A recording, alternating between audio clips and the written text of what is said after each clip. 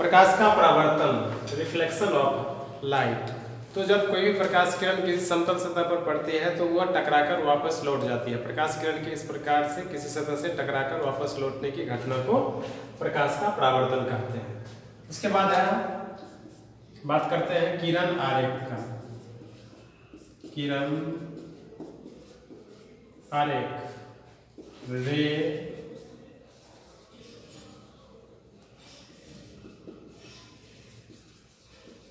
Diagram, प्रकाश का किरण, ये रे डायग्राम, प्रकाश के किरण का जो पथ दर्शाने वाला डायग्राम होता है उसको हम लोग कहते हैं किरण आरेख। क्योंकि जब भी कोई प्रकाश किरण किसी दिशा में गमन करती है, जैसे यहाँ पे दिखाते हैं इस प्रकार से, तो यहाँ पे स्पष्ट है प्रकाश का किरण ए से बी की ओर जा रही है। और अगर एक दूसरा फिगर लेते हैं इस प्रकार से, ए और बी, तो इस यहाँ पे ये जो आरेख है ये बता रहा है किरण ए से बी की ओर जा रही है, और ये आरेख जो है वो बता रहा है किरण बी से ए की ओर आ रही है। इस प्रकार से जो प्रकाश के किरण को हम लोग दर्शाते हैं जिस चित्रों के द्वारा, उसको हम लोग कहते हैं किरण आरेख। फिर आगे बात करते हैं परावर्तन के नियम। परावर्तन के नियम, लॉज ऑफ रिफ्लेक्शन। तो प्रकाश की किरणें जब किसी सतह से टकराती है तो टकराने के बाद वो एक निश्चित नियमों का पालन करते हुए वहाँ से वापस आती है। तो जिस नियम का पालन करते हुए प्रकाश की किरण किसी सतह से टकराकर वापस आती है उस नियम को हम लोग कहते हैं प्रकाश के परावर्तन के नियम। तो प्रकाश के परावर्तन के नियम को समझने के लिए एक यहाँ पे चित्र लेते हैं।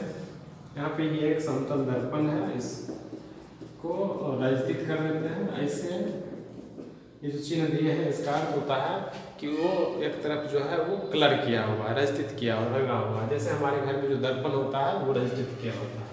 इस पर जब एक प्रकाश का किरण पड़ता है कोई भी, तो प्रकाश का किरण किसी एक बिंदु पर पड़ता है और ये इस प्रकार से तीर चिन्ह बता रहा है कि प्रकाश का किरण इधर से आ रहा है और ये इधर से पुनः वापस चला जाता है। अगर इस पे 90, इस बिंदु पे 90 डिग्री के एंगल पर एक रेखा खींचते हैं तो इस प्रकार से होता है। इसको, ये जो किरण जा रही थी इसको बोला जाता है आपतित किरण। आपतित किरण, और जो किरण वापस आ जाता है उसको बोला जाता है परावर्तित किरण। परावर्तित किरण, मान लेते हैं कि ये जो किरण है ए है और ओ बिंदु पे आके टकरा के बी से होकर निकल गया। इस पे जब विलंब खींचते हैं उसका नाम देते हैं ओ एन। तो यहाँ पे दो कोण बनता है, एक कोण ये और एक कोण ये। इस कोण को कहा जाता है आपतित किरण, और अविलंब के बीच ये कोण बना है इसलिए इसको बोलते हैं आपतित। यहाँ पे लिख देते हैं, इस कोण का नाम हो गया आपतन कोण। और ये जो किरणें हैं ये परावर्तित किरण और अभिलंब के बीच बना है ये कोण, इसलिए इसको बोला जाता है परावर्तन कोण। परावर्तन कोण, और जिस बिंदु पर प्रकाश किरण आकर टकराती है उसको कहा जाता है आपतन बिंदु। मान लेते हैं कि ये जो दर्पण है वो है ml। तो सबसे पहले हम ड्राइव करेंगे। सबसे पहले हम सीखेंगे कि आपतित किरण क्या है, परावर्तित किरण क्या है, आपतन कोण क्या है और परावर्तन कोण क्या है। इन सारे बिंदुओं को समझने के बाद हम समझेंगे कि प्रकाश के परावर्तन के कितने नियम हैं और उसको किस प्रकार से हम तैयार कर सकते हैं। तो एक एक करके सारे बिंदुओं के ऊपर बात करते हैं। तो सबसे पहला जो है वो है आपतित किरण। आपतित किरण, यहाँ पे हम आपको चित्र, यहाँ पे जो चित्र दिया हुआ है चित्र के द्वारा आपको समझाएंगे एक एक करके सारे टॉपिकों को। इसको इंग्लिश में बोलते हैं इंसिडेंट रे। Incident ray. आपतित किरण वैसा प्रकाश का किरण जो किसी बिंदु से चल के समतल सतह पर पड़ता है, इस किरण को कहते हैं आपतित किरण। यहाँ चित्र में जो आपतित किरण है वो है AO। चित्र में जो आपतित किरण है वो है AO। ए से चलता है प्रकाश का किरण और ये O पे आके टकरा जाती है। तो आपतित किरण बोलेंगे कि कोई प्रकाश किरण किसी समतल सतह से जिस बिंदु पर आके समतल सतह की ओर आने वाली प्रकाश की किरण को कहेंगे आपतित किरण। दूसरा है आपतित किरण आपतन बिंदु। आपतित किरण के बाद बोलते हैं चूंकि प्रकाश का किरण यहाँ से आके पहले इससे टकराता है, तो पहले बात करेंगे आपतन बिंदु पे। आपतन बिंदु पॉइंट ऑफ इंसिडेंस। जिस बिंदु पे आप आके दर्पण के सतह के जिस बिंदु पर आके प्रकाश का किरण टकराता है उसको बोलते हैं आपतन बिंदु। तो यहाँ पे O पे आके टकराता है, तो यहाँ पे चित्र में आपतन बिंदु हो गया O। फिर यहाँ से टकराने के बाद प्रकाश का किरण OB दिशा में जाके निकल जाती है, तो इस किरण को बोलते हैं परावर्तित किरण। तो अगला जो है वह है परावर्तित किरण, रिफ्लेक्टेड रे। यानी कि दर्पण से आपतन के बाद जो किरणें जिस दिशा में निकल जाते हैं उसको हम लोग कहते हैं परावर्तित किरण। यहाँ पे चित्र में परावर्तित किरण है वो है OB। परावर्तित किरण का दिशा O से B की ओर है, इसलिए इसको बोलेंगे परावर्तित किरण। अब लेते हैं आपतन कोण। आपतन कोण इंसिडेंस, या इसको बोलेंगे angle of incidence. Angle of incidence. यहाँ पे देख रहे हैं आपतन कोण कहते हैं आपतित किरण और अभिलंब के बीच, आपतित किरण और अभिलंब के बीच जो कोण बनता है उसको हम लोग बोलते हैं इंसिडेंट एंगल ऑफ इंसिडेंस। तो यहाँ पे देख रहे हैं आपतित किरण है AO और अभिलंब है OM, तो इसके बीच ये कोण बन रहा है अर्थात AON। इसको बोलेंगे आपतन कोण, यानी कि कोण AON। और आपतन कोण को I से सूचित किया जाता है, इसलिए हम इसको I भी लिख सकते हैं। तो AON बराबर लिख सकते हैं हम I। उसके बाद अगला है वह है परावर्तन कोण। परावर्तन कोण एंगल ऑफ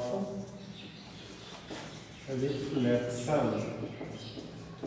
यहाँ पे देख रहे हैं परावर्तन कोण कहते हैं अभिलंब और परावर्तित किरण के बीच बने कोण को परावर्तन कोण कहते हैं।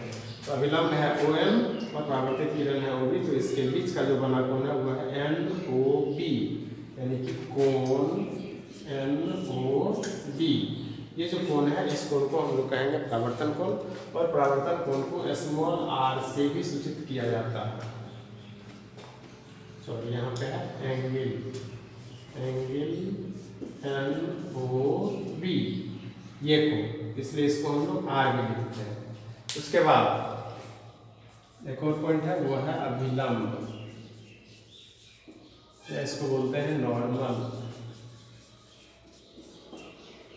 आपतन बिंदु पर खींचा गया लंब को बोला जाता है अभिलंब। तो आपतन बिंदु यहाँ पे O है, जिस पे खींचा गया लंब है ON। तो हम लोग इस दर्पण के लिए हम ON को कहेंगे अभिलंब, यानी कि इस फिगर में अभिलंब जो है वो है ON। इस प्रकार से निश्चित ही आप लोग इस टॉपिक को समझ गए होंगे। तो इसके प्रकाश के परावर्तन के दो नियम होते हैं, आप इससे नोट कर सकते हैं। पहला नियम होता है आपतित किरण, परावर्तित किरण और आपतन बिंदु पर डाला गया अभिलंब।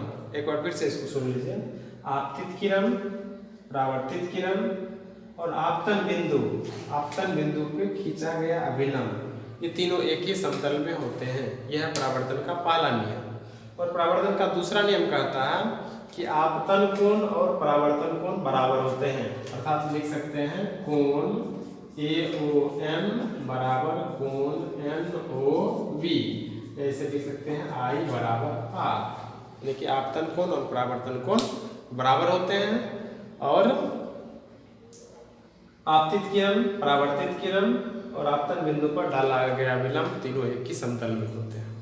तो इस प्रकार से ये परावर्तन के दो नियम हैं, इसे आप तैयार कर लेंगे। ये काफ़ी इंपॉर्टेंट क्वेश्चन है और कंटिन्यू हर एक एग्जाम में ये क्वेश्चन, इससे रिलेटेड कोई ना क्वेश्चन रहता ही है। अब हम बात कर लेते हैं एक और छोटे से पॉइंट पे, जो है कि यदि कोई समतल दर्पण है तो समतल दर्पण पर पड़ने वाली प्रकाश की किरण किस प्रकार से परावर्तित होती है और उसमें आपतन कोण का मान, परावर्तन कोण का मान क्या होता है। समतल दर्पण से बना प्रतिबिंब के बारे में हम लोग आगे पढ़ेंगे। फिलहाल हम बात करते हैं समतल दर्पण पर पड़ने वाली प्रकाश का किरण। ये एक समतल दर्पण है, ये समतल दर्पण हो गया, इसको रचित कर दिए। समतल दर्पण पर जब ये सीधी प्रकाश की किरण आ रही है, यानी कि अभिलंब, समतल दर्पण पे बहुत सारा कोण बना के प्रकाश का किरण आ सकता है, लेकिन अभी हम बात कर रहे हैं समतल दर्पण पे जो सीधी प्रकाश की किरण आ रही है उसका परावर्तन कैसे होगा। तो ये सीधा आ रहा है तो ये इसके लिए हो गया आपतित किरण और ये हो गया आपतन बिंदु, और चूंकि यहाँ पे सीधा आया तो 90 डिग्री का एंगल यहाँ पे बना रहा, तो ये हो गया इसके लिए अभिलंब, और जब 90 डिग्री बना के आ रहा तो ये वापस इसी दिशा में चला जाता है, यानी कि ये हो गया आपतित किरण, तो ये होगा परावर्तित किरण। परावर्तित किरण, आपतित किरण और परावर्तित किरण दोनों एक ही मार्ग में है, इसलिए यहाँ पे दोनों के लिए एक ही रेखा का प्रयोग किया गया है। ये हो गया इसका आपतन बिंदु, आपतन बिंदु, दर्पण का नाम देते हैं MM, और ये दर्पण है वो है समतल दर्पण, समतल दर्पण, प्लेन मिरर। तो जब इस पे सीधी रेखा, सीधी प्रकाश की किरण आती है तो वो उसी पथ पर वापस लौट जाती है, इसलिए इसका जो आपतन कोण होता है, आपतन कोण का मान जो होता है I बराबर होता है 0, और परावर्तन कोण R बराबर भी होता है 0। स्पष्ट है। आपतन कोण बराबर परावर्तन कोण बराबर 0। यह स्पेशल केस है। समतल दर्पण के पर सीधी प्रकाश की किरण जब आएगी तो उस स्थिति में बना आपतन कोण और परावर्तन कोण दोनों का मान 0 होगा। तो इस प्रकार से आप समतल दर्पण पर पड़ने वाले प्रकाश के सीधी प्रकाश का जो किरण है जो पड़ती है उसका आप डायग्राम बना सकते हैं। तो चलिए, वीडियो आपको अच्छा लगा होगा, वीडियो को लाइक करें, शेयर करें और अधिक से अधिक लोगों से हमारा चैनल सब्सक्राइब कराएं, क्योंकि इस प्रकार का ज्ञानवर्धक वीडियो लगभग प्रत्येक दिन हम अपने इस चैनल पर डालते हैं। और ये अभी का जो समय है 2021, ये पूर्णतः अब कह सकते हैं कि ऑनलाइन का जमाना आ चुका है, ऑफलाइन काम बहुत कम होता है, और इस प्रकार का वीडियो चूँकि आपको बना हुआ है तो आप उसको यदि बार बार देखते हैं तो आपको तैयार भी तुरंत हो जाता है।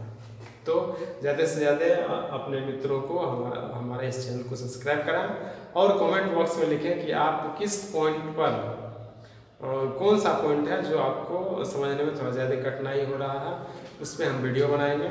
Thank you.